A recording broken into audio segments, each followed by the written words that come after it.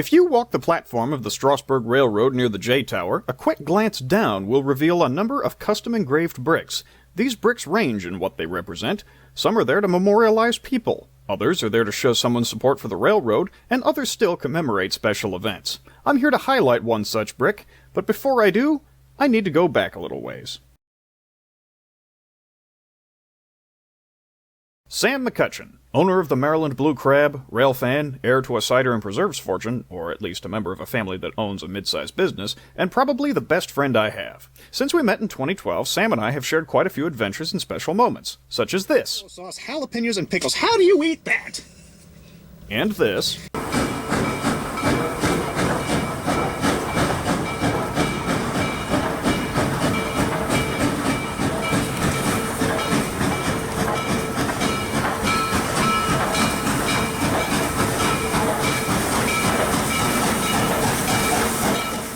This. Morning, y'all. Show them groundhog who's boss. I tell you what. And this.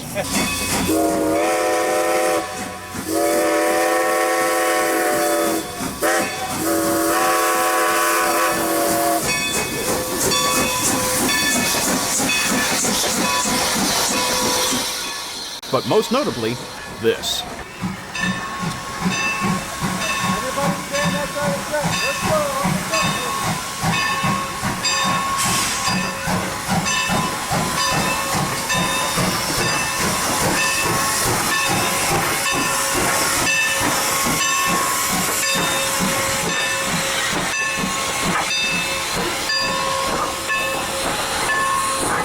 December 22nd, 2019, Sam proposed to the love of his life, Hannah, during a visit to the Strasburg Railroad. He let me in on the plan beforehand and asked me to film it.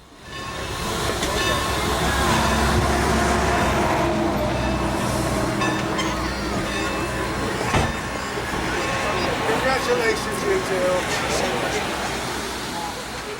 With the ring on the finger and the date set, Sam and Hannah began to prepare for their big day. Sam asked me to be one of the groomsmen. I turned my attention to figuring out some sort of wedding gift. I mean, yes, a toaster oven could have worked, but I was looking for something with a little more sentimental value.